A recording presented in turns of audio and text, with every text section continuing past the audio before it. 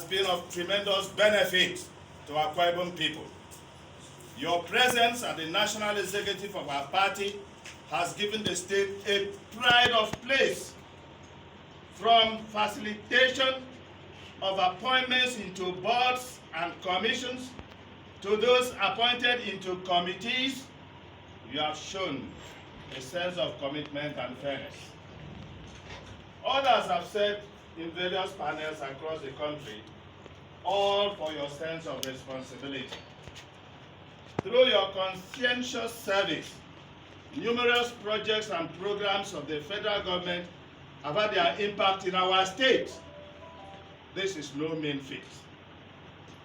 It is a reflection of your leadership capacity and generous disposition to make sure the rest of your people are enormously engaged in the policy making and implementation processes of the Buhari administration.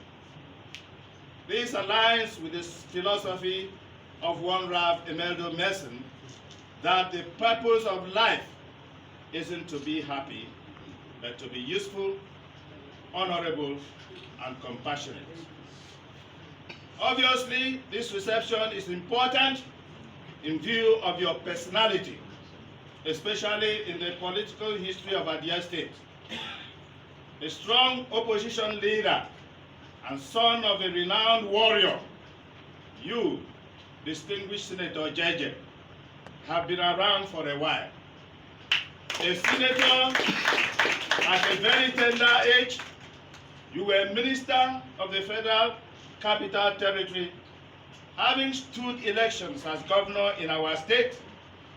Your sagacity, force, and political volume cannot be undermined. Strong-witted, cerebral, and highly respected, your philosophy as a builder can never wane. This is why we are extremely joyous to have you in our midst today, because your experience and credibility is not in doubt. Apparently, we understand that politics is dynamic. We also know that everything in life has its reason. Perhaps the good intentions of yesteryears may not have been at the right time. Now is the time when those ideas of the past must be refined and restructured to meet the needs of the now. It is on record that when Uyo people are at the throne as Akwa Ibom governor, Yoro people must always rejoice. The examples of His Excellency Obong Akpan of blessed memory and that of architect Obong Victor Tar are well engraved in our history. These were men whose minds were mature enough to understand that man cannot survive alone on planet Earth without being in good relationship with his brothers or his neighbors. They were not sectional, they were not clannish. So it has pleased God to once again raise you from Uyo. It becomes the consolation of the Oro people, and we are not hopeless. Distinguished Senator, ladies and gentlemen, permit me to mention that in the next race for the Hilltop Mansion in our dear state, Oro's and indeed Urue from Oruko's first defined position of a deputy governor is non-negotiable. Thank you.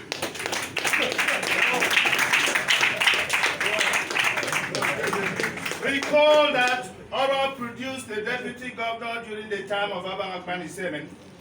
This approach was being entrenched to forestall strife and division while ensuring equity and fairness.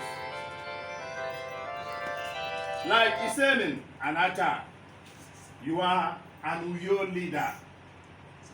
In the true sense of the word, Uyo person represents the firstborn in Akwa Ibom family. The office and role of the firstborn is critical to peaceful coexistence and unity in every family.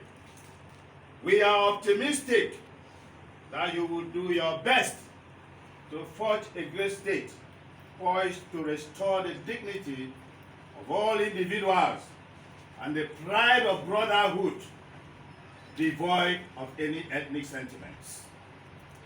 Distinguished Senator, these people you see here are our leaders and believers in the ideals of our party. They also believe in your sense of proactiveness, fairness, and justice. Life has not been fair to the other person of late. 14 years ago, when our father of modern Akpaha, His Excellency Akpan Victor Ota, left the throne as governor, the Lord of Water has gone under the bridge. The 5-3-2 sharing formula has been ingloriously trampled upon. But as a pastor and a preacher of hope, the restoration of that template is possible. We want to live in peace with our big brothers. No person ever determines his route.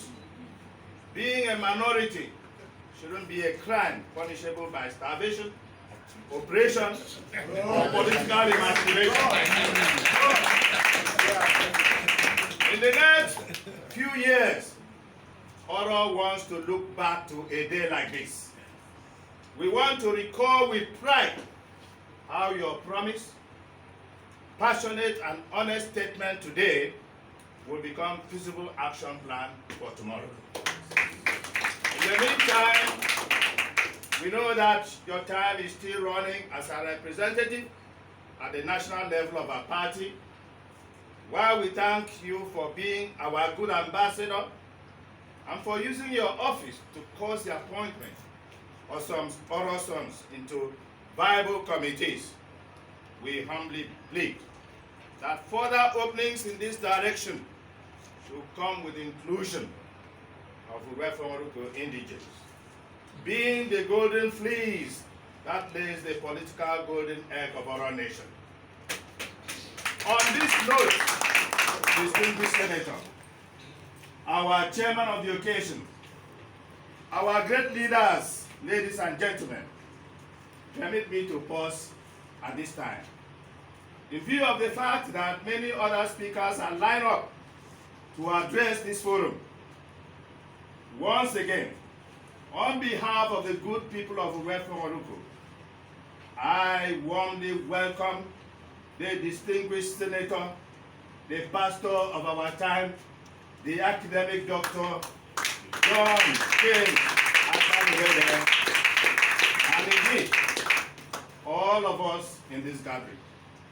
I believe that this engagement shall meet us in the right frame of mind. Thank you, sir, for listening.